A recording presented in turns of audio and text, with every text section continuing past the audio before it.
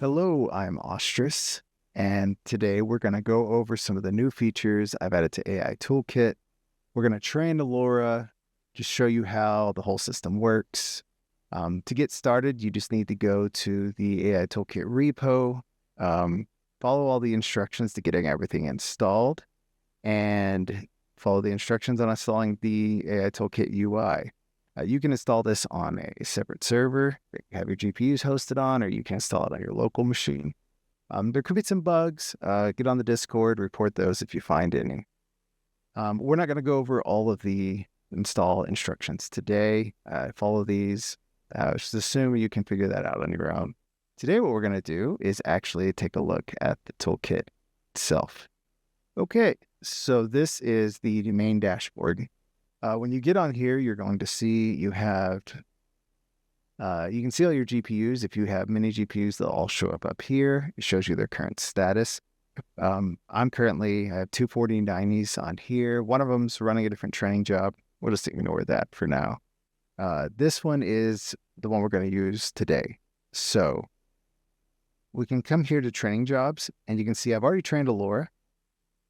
And this one I ran for 20,000 steps. It's a flex serial LoRa. Takes a long time to learn the serial boxes, and I still don't have it right. And from here, you can delete, edit, view your current statuses on all the jobs running. Here we have datasets. So here's where you can manage all your datasets. So you wouldn't necessarily store these directly in folders, although it manages that for you. Here the idea is that you'll manage everything directly from the UI. This can have destructive effects, so I recommend you do it here. You can create a new data set, just like that. This will create the folder. It'll exist on your drive, and you can define that in settings where that happens. But we'll go to serial just so you can see. Here's just some serial boxes I found. You can caption everything from inside here. So currently, I already have all the captions done. This is going to save the captions as a text file alongside your images. And all you got to do if you want to change anything, you could just put ghost, whatever. If it has the blue ring around it, that means it's not saved. If you hit enter, it saves. If you just click somewhere else, it automatically saves. So you don't have to click a save button every time. So this is the basic for doing data sets. You can add images to your data set, just drop them here. Next, we have settings. So settings, if you're training on FluxDev, it's a gated model, or if you're training on private models, you'll need to set your Hugging Face token here. You can click on here. This will take you to go get a new token. And then you can set your training folder paths. It'll default inside the AI-Toolkit default directories. You can change these to whatever you want. So let's say you want to have various different data sets purposes, or on different drives, you can set all that up here. Same with your training folders on your outputs. Before we get started, I do want to show, we come here, you can see my current. So when you click on one of your existing ones, this is not running, but this is my active job. From here, you can download all your checkpoints, and you can see all the current GPU for whatever GPU is assigned here. So if you have 8 different GPUs, it'll just show the one assigned to this job. It'll show training speeds and things like that if it's running. This one's currently completed, so we can come in here and go to samples.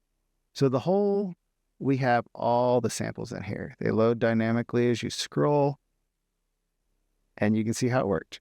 The serial box is hard. You can tell some of these don't work great. One of the best features, in my opinion, is when I'm browsing samples, you can use the arrow buttons here. So you can go up and down to quickly see how it's training. You can go over. So let's say you just want to look at that one. You can scroll it very quickly to see the progression as it trained. It's one of my personal favorite features. So this will allow you to check out all your samples as you're training. They'll appear in here live. You don't have to refresh. It'll automatically refresh. So today, we're going to train a LoRa to create big heads. I haven't trained this yet. I'm not sure how it's going to work, but that's the goal. So what we need is we're going to need about 8 images of people with big heads. And the way that we're going to achieve this is we're going to get on Pexels. These are open images, pretty open licenses. We're going to use 8 images of just like men and women, and we're going to use Krita to enlarge their heads. And we'll use that to train our LoRA. And hopefully that'll be enough, at least for the sake of this video. So let's give it a shot. Speeding through this section because it would be boring if I did not. When I find my 8 images of people, then the AI-generated song will stop, and now we're done. Okay, so now we have our data set. Now we move on to the fun part. We are going to edit. To edit our images, we're going to be using Krita.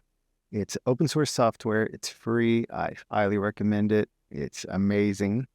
So let's go ahead and open up one of these images. And just for the first one, I'll kind of show you the plan. And we will just kind of go from there. So I'm going to select this tool. We'll just kind of go around, crop out the head a little bit. Probably easier ways to do this, but I'm going to go fast. Just copy, paste that. C, Command B. We're going to enlarge it. Let's just enlarge. Let's see here. We'll make it, let's do it quite a bit bigger, right? Something like that. Okay. And then we'll just come in here with an eraser and we'll erase out some of the other sides. I mean, obviously you can do this however you want. You can use different software. Everyone's gonna have different preferences. Whatever makes it easier on you, just use that. I'm using this because I love it. Now I'm editing with Krita. I'm speeding through this section too. Ooh. I'm giving all of these people big heads. Then we'll train a LoRA on it, that will be cool. Now that's done too. Okay, so we have edited somewhat poorly, but we have edited the images. Let's see how well these work. So we're going to come over here to data sets. Let's do a new data set. Call this one Big Head. Okay. We can come here to it. There's no images currently. So I'm going to add files. Let me just drag and drop all of our newly edited files. All right. There they are. Look at these beautiful big-headed people. Hopefully this is going to work because I was realizing as I was editing them, you can't really tell if they just have small shoulders. Some of these you have full bodies, so hopefully that'll be enough. We'll see how it goes. We have 8 now, so let's caption these things. Really simple captions. I'm captioning them quickly and the song is getting old. Is that a nose rings, a booger or a runny nose? I only need to caption 8. I know you want more, but now we are done and it's time to train our LoRA. Okay, so we went through and we captioned all the images. A few things to note. So we don't want to mention big head. I'm not going to train with an actual trigger word. Some people like it, some people don't. It depends on what you're doing. What I want to do is have it when this LoRA is active, everyone has a big head, and you don't have to trigger it.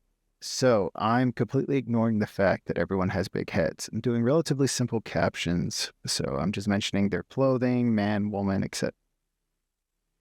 Extremely bare bones, simple captions. And I don't even think this is necessary, especially if you're using something like Flux or Flex. They're both very good at seeing what's in the image, so captions are a lot less necessary. But I still find captioning does help. Otherwise, it will learn your image data set, such as anything you don't caption for, it's going to learn. So it might learn this portrait style or whatever is in the pictures. So this is how I caption. Experiment with it. It's not a hard. All right, so now let's start the train.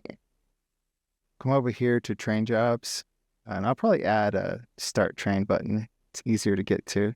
We'll do a new training. So let's go through some of these settings. There's going to be more of them. I'll add them over time, but we'll set up a real simple. So for this one, I think I'm going to actually train on Flex. That's my open source model. It's similar to Flux, but it's patched 2.0 and it's smaller. So we'll use that. So we'll call it Flex Big Head. Just go ahead and enable it version 1. And then you get to pick your GPU. Automatically detects what GPUs you have available. We're using 0. We're not going to use a trigger word. We're just going to use pure captions.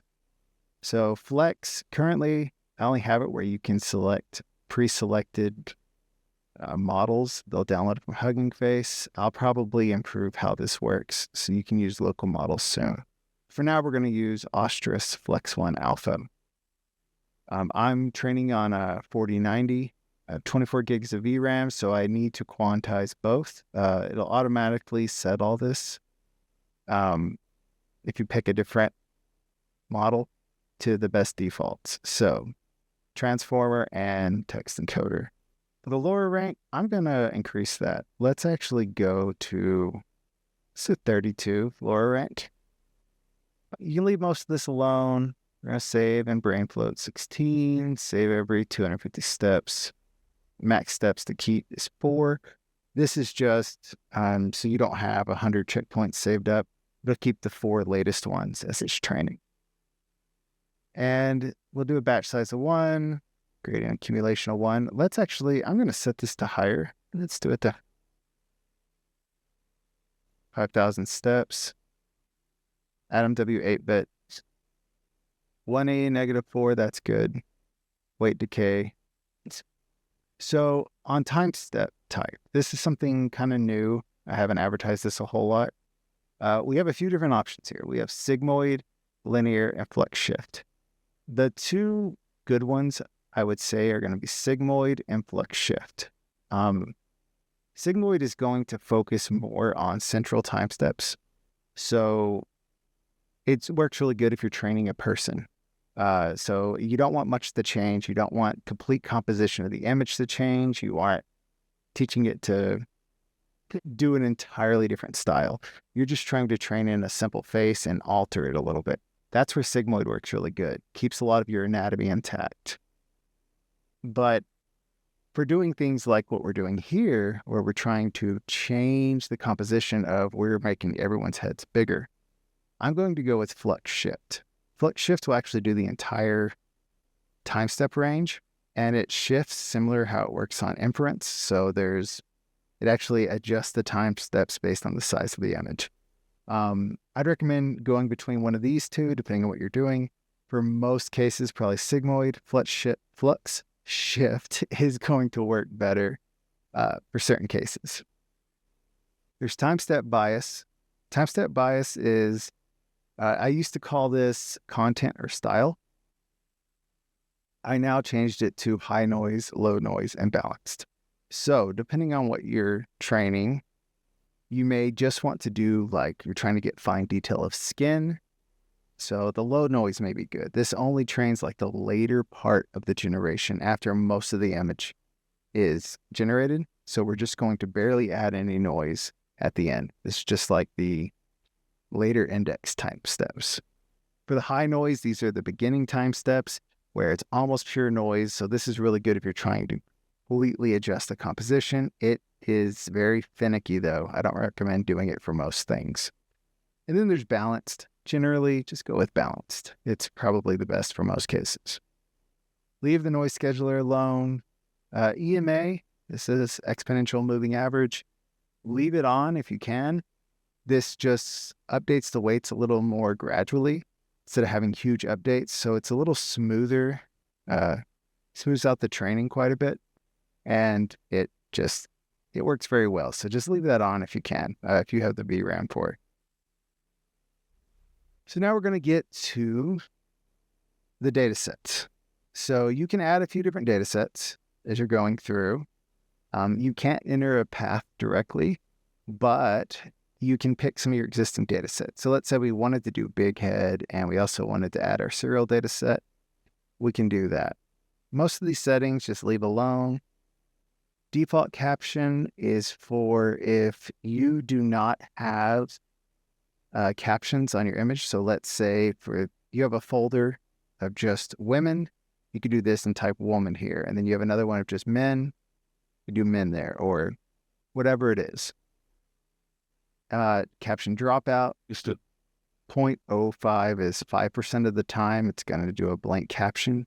This does help it learn, especially if you're doing a style. Sometimes on styles, I'll crank this up to like 0.5, so it's 50% of the time, because you're trying to really teach the model, even without a prompt. This is your baseline. So generally 0.05 is pretty good if you have well-captioned images, which we do. You can cache latents. This is not super important. I'll turn it on. Is regularization. For now, we aren't using this, and I generally don't. I don't find it works well with flux or flex. Okay, so we'll keep moving along. Resolutions. Flux and flex likes resolutions 512, 768, 1024. Those are good. Just leave that all alone. Keep going down. Here's your sample configuration. So you can add as many as you want. Obviously, it's going to slow you down. Every 250 steps, we're going to generate these samples. Samples can take 20 seconds or more or less, depending on your GPU. So you don't want to do too many and you don't want to sample too often, but it is good to see if it's actually training or to see if you need to increase the learning rate, things like that. Plus, I just like to watch it. It's awesome. So we're going to leave all this the same. We just have, see, these are some of my base prompts I've been using for years. A woman with red hair playing chess apart, a bomb going off in the background, etc. We'll leave all these. Some of these don't have people. Like this one's a bulldog in a post-apocalyptic world with a shotgun and a leather jacket in a desert with a motorcycle. So we don't know. None of our images have a dog with a head, so we'll see how the model behaves to that. The rest of this is all fine. We'll leave it alone. Your image size, guidance scale, sample steps, etc. So I think we are good. Double check, 32 rank. Let's create the job. Now, when you click create job, it does not start. I did this on purpose because you may want to queue up a bunch of jobs while other ones are training. So, although there's not a queue system, but you can at least build out all the jobs and data sets while you're training other things. So this is not started currently. And all we have to do is come over here and hit play, and it's going to begin. So you can see the GPU you have selected. This is good so that if you have multiple GPUs, you're training multiple models, you can see that this one's currently active. If it was active, we're not active here. Samples is empty because we haven't generated any. So let's give this a start. You will get status updates here. So this is where it's going to tell you what's happening. All right, and the job's starting. It will always generate samples first. So let's check back once the samples are loaded. Okay, we are generating our first images. These are your baseline images. That way you can tell how much what you're training is affecting it. So if you train it for 500 steps, let's say, and the images haven't changed, then you might want to bump that learning rate up. Or if they've changed drastically, you may want to turn it down. Some software doesn't generate the initial images. I am a big fan of it. There are ways to disable it, though not in the UI currently. You can come here to samples, and as they're generating, they'll come across. And this will auto-scale based on how many images. So if you're only doing 2, these images will be here. But we're doing 10, so it's going to put all 10 on a row. If you're doing 100, they're going to be tiny. So we can click on them. Hopefully these people's heads get big as they go. A woman playing chess, coffee, etc. Okay, so it looks like we passed our first samples. The first samples are always my favorite because you can see if it's actually training well, if it's not training at all, if you completely destroyed the model. I haven't looked at them yet, so let's take a look. It's working very quickly. Okay, this is great. So we are 500 steps in, or no, we are 250 steps in. So you can see here's where it starts. It's where it is now. It is definitely working on making their heads bigger, even for the horse. That DJ horse is getting a bigger head and has a hen now. I guess the shark's head's getting bigger. Let's see here. Bear's just becoming more real. Slightly bigger head. Oh, yeah, that one's good. That's gold. Okay. And there we go. His head's out of the picture now. That's awesome. And the dog head's not doing anything. Let's see what happens. One thing we'll notice with the data set is that kind of looks like one of the guys from the data set. And this is one of the problems you get is it will learn the people from the data set with a smaller data set. But we'll let it go. We'll see where it ends up as we continue to train it. It's looking good right now, though. I'm pretty excited. Okay. Second samples are in. We're now at step 500. You can click here down at the bottom. You can see it's 500. It's working very well. It's not overfitting to the subjects. Oh, you have nice, clean, big heads. It's not showing the anatomy. Oh, yeah, that looks good. A horse is getting a big head. That guy's maintaining his big head. The bear's not. That's interesting. This woman's getting a big head. That's just, I don't know what to say. We have big heads. So, right now, this in itself, we could stop right here and be done. Not all LoRAs need a lot of steps. Some are going to need thousands of steps. Some need less. I'll let it go for another iteration, though. I want to see if it'll do anything to this dog. It's kind of leaving it alone because it is focusing on person. But we still have the text on the sign. That's an important thing to look for. If you start losing the ability to write text, you might be overfitting your LoRA, or just if you start destroying the anatomy, things like that. But right now, everything seems to be going well. And that's why we save a few extra steps. If the next step turns out bad, we can stop it and use an earlier version. So we'll keep it going. Okay, we have had 2 more samples come in. So we are currently at step 1000.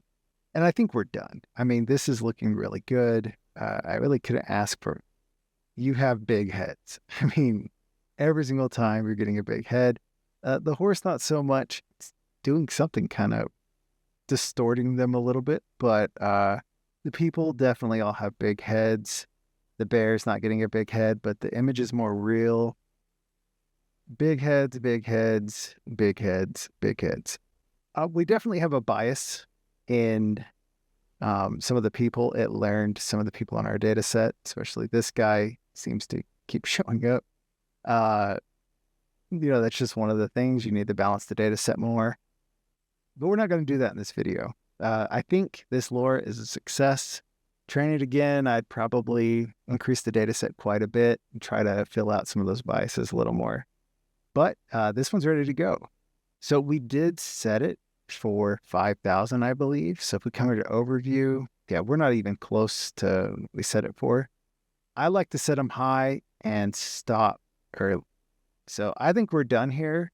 You can come over here and hit this pause button. Let's say you're sure you want to stop. You can resume this once you stop. So if you want to change settings, let's say we wanted to decrease the learning rate and train a little slower, or increase it, or increase the number of steps, anything we want to do, we can stop it. This is going to send a signal and it stopped the job. So the GPU's shut down now. It's not using up any memory or anything anymore. And I'm good here. So we could resume it if we wanted to, edit, you can delete the whole job, but you can come here and you can see all your available checkpoints. So since we didn't finish, if you actually finished the entire run, there would be a checkpoint here that doesn't have the step count at the end. But since we stopped early, we have the step count. So you can download these directly from here. You just click the download button, kind of spawns another window. And yeah, we can download it straight to, we'll save it to the Big Head folder for now. Save that. Sometimes it'll say, it's not safe if you're on Chrome. This is just because I'm downloading it from an IP address on my local network. it's fine, hit keep. Um, and yeah, you have your safe tensor file there. You can go load that in the company UI. You can upload it to Civet AI, Hugging Face, wherever you want to use it. And we're done. At this point, you can delete this folder or you can keep it around if you want to watch it, just to have it as reference. And that's about it. I hope that was enjoyable for everyone. I haven't made a video in a long time, so it's probably going to be a little rough around the edges. But this is the AI Toolkit UI. Expect a lot more changes in the future. We're going to add a lot more features, or I'm going to add a lot more features. If you have a request for features, get on the Discord. There's a special channel called UI, request features, report bugs.